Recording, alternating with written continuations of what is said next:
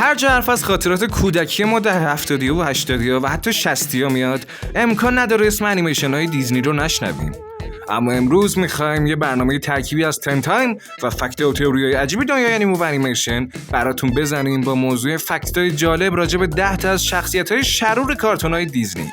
خب تنقلاتتون رو آماده کنید و خودتون هم آماده باشید برای چند دقیقه سفر کردن به دنیای کودکیمون برای بیرون کشیدن حقایق دارک. تو ادامه ویدیو با من و سورپرایز ویژمون همراه باشید و let's go.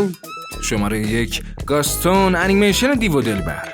خیلی از ما در 80ها انیمیشن دیو و دلبر رو دیدیم و باهاش خاطره داریم، ولی یه نکته جالب راجع به شخصیت منفی این انیمیشن یعنی گاستون وجود داره. اونم اینه که این شخصیت شرور از خود راضی تو داستان اصلی وجود نداره و از شخصیتی که تو فیلم نسخه 1946 دیو و دلبر بود الهام گرفته شده. Who's there? Do you wish to take your father's place? Come into the light.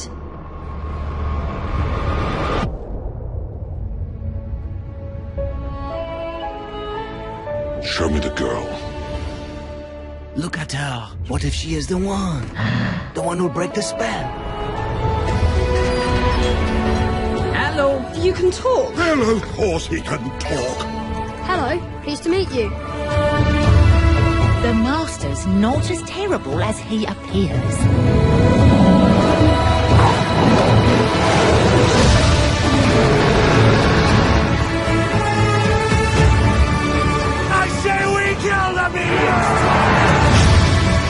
Think of the one thing you've always wanted. Now find it in your mind's eye and feel it in your heart.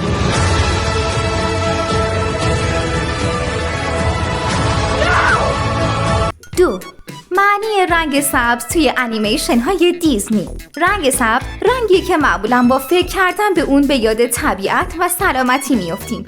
با این حال این رنگ توی دیزنی یه معنی دیگه داره، چرا که تقریباً همیشه با شخصیت‌های شرور انیمیشن‌های این شرکت مرتبطه. شماره 3 گاتل گیسو کمند.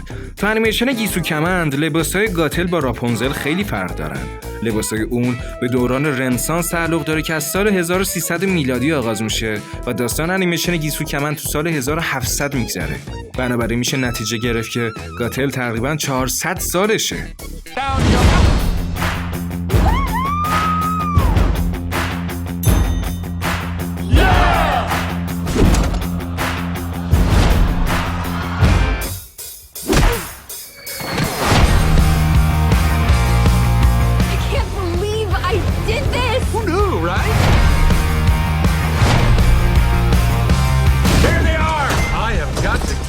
One of these. I've waited my whole life for this day. Look out! Whoa! Maybe we should get you home. Call it a day. Nope. Oh, come on! Haven't any of you ever had a dream?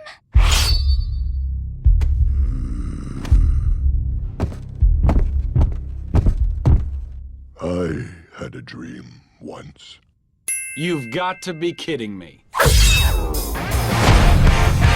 This is part of growing up. Here. A little adventure, that's good. Go. Live your dream. 4 برودر انیمیشن زوتوپیا. تو فیلم زوتوپیا یه گوسفند خیلی گوگولی به اسم بلودر هستش که در ابتدا خیلی مهربون و خوب به نظر میرسه و عینکش هم به رنگ قهوه‌ای هستش. اما وقتی نیت واقعی این گوسفند فاش میشه، رنگ عینکش به بنفش و مایل به آبی تغییر پیدا میکنه. The world a better place? Bad news in this city gripped by fear. What can you tell us about the animals that went savage? Are we safe? This is priority 1. Hobbs. Parking duty. Sir, I'm not just some token bunny. You strike out, you resign. Deal.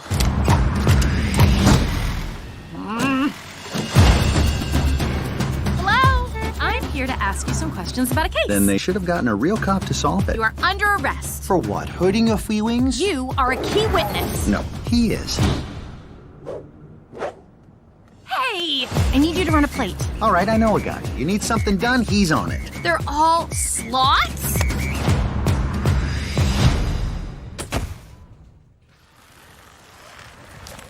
We are in a really big hurry. I am on It? break. Arr! شماره 5 هادوس هرکول.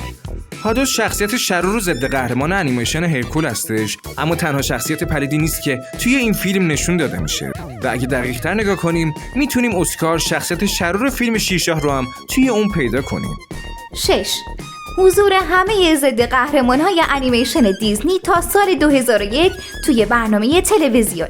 اینو میدونستید که اکثر ضد قهرمان‌های فیلم‌های دیزنی تو سال 2001 توی برنامه تلویزیونی به اسم خانه اشرار میکی دور هم جمع شدن؟